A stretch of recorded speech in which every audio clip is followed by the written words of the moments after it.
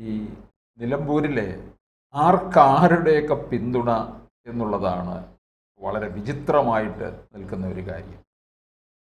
നമുക്കറിയാം, ഹിന്ദു മഹാസഭയുടെ പിന്തുണ കിട്ടിയിരിക്കുന്നത് നമ്മൾ ആദ്യമൊക്കെ അന്താളിച്ചു പോയി അല്ലേ.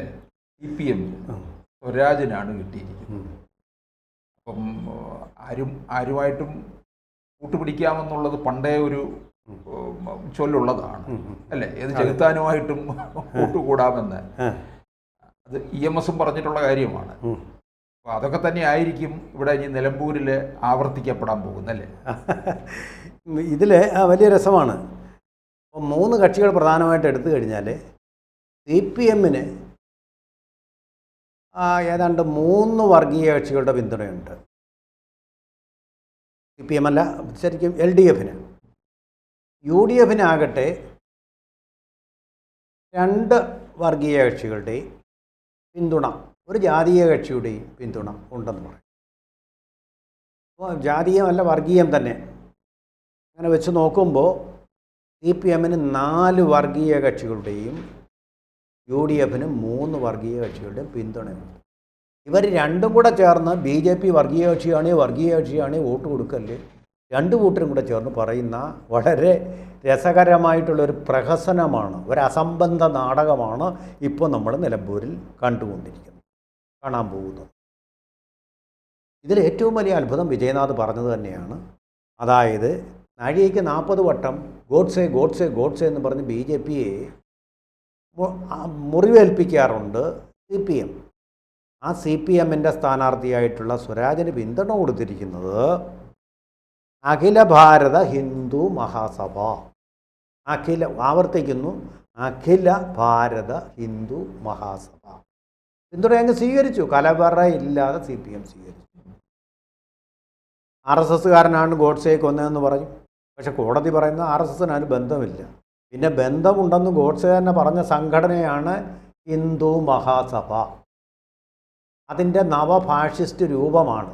നവഫാഷിസ്റ്റ് എന്നാണല്ലോ ഇവരുടെ ഭാഷ്യം, CPMൻ്റെ ഭാഷ്യം. ആ രൂപമാണ് അഖില ഭാരത ഹിന്ദു മഹാസഭ.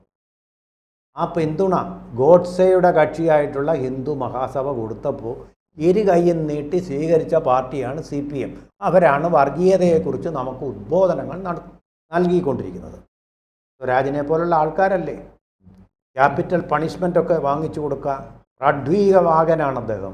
CPMൻ്റെ പ്രാഡ്വീവാകൻ ആണ് അദ്ദേഹം. അദ്ദേഹമാണ് ശിക്ഷ ഏതെന്ന് തീരുമാനിക്കുന്നത്. CPMനകത്തിരുന്നു ക്യാപിറ്റൽ പണിഷ്മെൻറ്റ് VSന് വിധിച്ച വിധികർത്താവാണ് അദ്ദേഹമാണത് സ്വീകരിച്ചിരിക്കുന്നത്. ഇനി എന്തു സൈദ്ധാന്തിക വ്യാഖ്യാനങ്ങളാണ് ഗോവിന്ദൻ മാഷിൽ നിന്ന് വരുന്നതെന്ന് നമുക്കറിയില്ല. അമൂർത്തമായ ഒരു സാഹചര്യത്തിൽ സമൂർത്തമായ ഒരു തീരുമാനം ഞങ്ങളിങ്ങനെ എടുത്തതാണ് എന്ന് വരാം. പക്ഷേ എന്തായാലും ഈ അഖില ഭാരതീയ ഹിന്ദു മഹാസഭയുടെ ഒരു സ്വാമിയുണ്ട്, സ്വാമി ദത്താത്രേയ ആനന്ദമാണ് അവസാനം. ആ ദത്താത്രേയ ആനന്ദ നിരുപാധികം ഞങ്ങൾ പിന്തുണ LDFന് കൊടുത്തു എന്ന് പറഞ്ഞ് പത്രസമ്മേളനം നിലമ്പൂരിൻ്റെ മണ്ണിൽ നടത്തി. CPMനെ തോൽപ്പിക്കാനാണോ എന്നറിയില്ല. എന്തായാലും പിന്തുണ നിഷേധിച്ചിട്ടില്ല. ആദ്യം തന്നെ സ്വരാജ് പറഞ്ഞത് എന്താ? ഞങ്ങൾക്ക് എല്ലാ മനുഷ്യരുടെയും പിന്തുണ വേണം.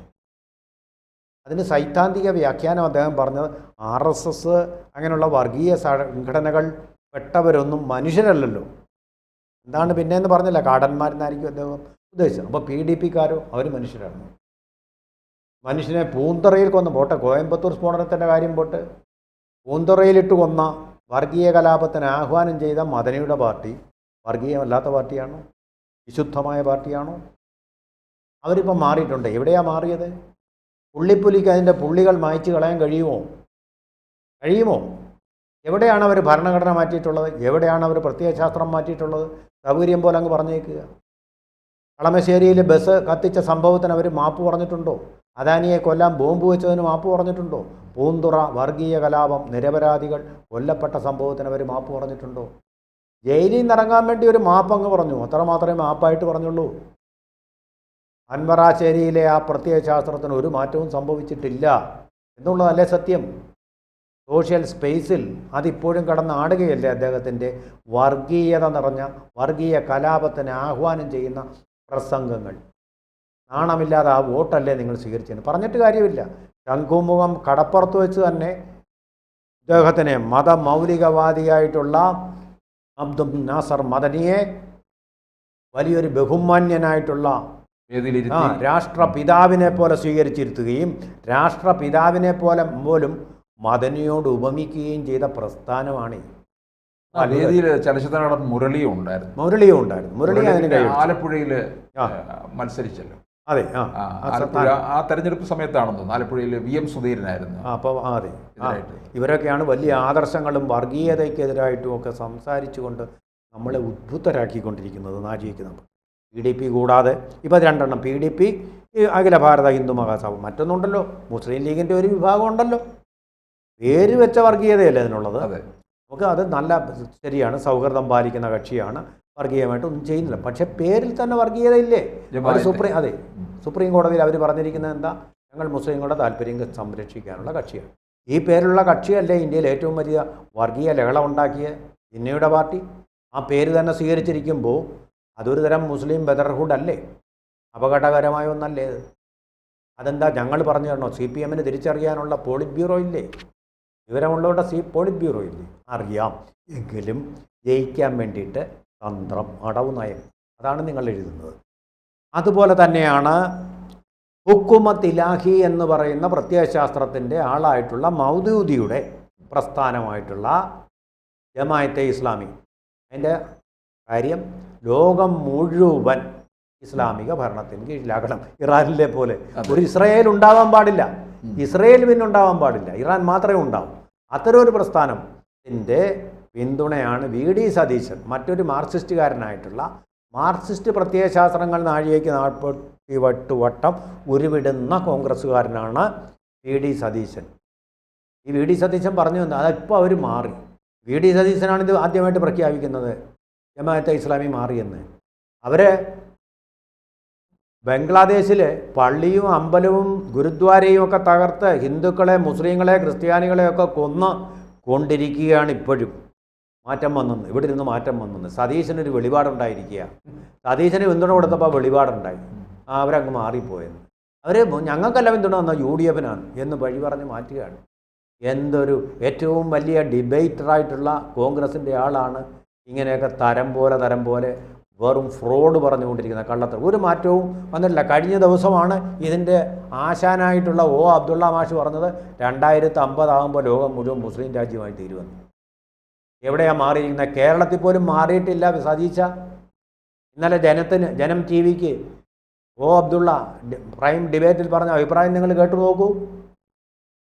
ഇതിൻ്റെ ആളായിട്ടുള്ള മാധ്യമ പ്രവർത്തകൻ കൂടിയായ അബ്ദുള്ള പറഞ്ഞത് 2050 ലോകം മുഴുവൻ ഇതാകും. ഇസ്ലാം മതം വന്നെങ്കിൽ മാത്രമേ ലോകം ശരിയാവൂ. ബലാത്സംഗം, കള്ളത്തരം, കൊള്ള ഇതെല്ലാം ഇല്ലാതാക്കണമെങ്കിൽ ഇസ്ലാം വരണം എന്ന് മറ്റു മതങ്ങളൊന്നും പാടില്ല എന്നാണ് അതിൻ്റെ അർത്ഥം. ഏകമതം, ഏകമത ലോകം, അത് തന്നെയാണ് ഇവരും പറയുന്നത്. അപ്പോൾ സതീശനങ്ങ് മാറ്റിയെന്നാണ് പറയുന്നത്. അവർ മാറിയിട്ടുണ്ട്. എന്തിനാണ് ഈ കള്ളത്തരം പറയുന്നത്? 4 വോട്ട് എന്തൊരു ഗതികേടായത്, കള്ളം പറയേണ്ടി വരിക എന്നുള്ളത്, മനസാക്ഷിയെ വഞ്ചിക്കുക എന്ന് പറഞ്ഞിട്ടുള്ളത്. അതുകൂടാതെ അതിനകത്ത് മുസ്ലിം ലീഗ് പ്രബലമായ കക്ഷിയായിട്ട് മുസ്ലിം ലീഗിൻ്റെ പിന്തുണ കൊണ്ടാണ് VD സതീശൻ്റെ സ്ഥാനാർത്ഥി അവിടെ ജയിക്കാൻ പോകുന്നത്. അതുകൂടാതെ പിന്നെ കേരള കോൺഗ്രസ് മോശമാണോ?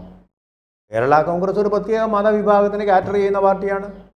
നിങ്ങളെല്ലാം കൂടെ അധ്വാന വർഗമെന്ന് പറയുന്നെങ്കിൽ ഒരു പ്രത്യേക മതവിഭാഗത്തിൻ്റെ ആൾക്കാർ മാത്രമേ അതിലുള്ളൂ. ആ മേഖലയിൽ വോട്ട് പിടിക്കാനാണ് അവരുടെ പിന്തുണ നിങ്ങൾ നേടുന്നത്. പച്ചയായിട്ടുള്ള യാഥാർത്ഥ്യമായത്. നമ്മളത് മറച്ചു വെച്ചിട്ട് കാര്യമില്ലല്ലോ. സത്യമല്ലേ. അവർ വർഗീയമായ ലഹള ഉണ്ടാക്കിയെന്നല്ല പറയുന്നത്, വർഗീയമായ ചായ അവർക്കുണ്ട് എന്ന് തന്നെയാണ് പറയുന്നത്. അപ്പോൾ അതുകൊണ്ട് നിങ്ങളാരും പരിശുദ്ധരായിട്ട് പറയുന്നില്ല. BJP-യെ നിങ്ങൾ പറയുന്നുണ്ട്.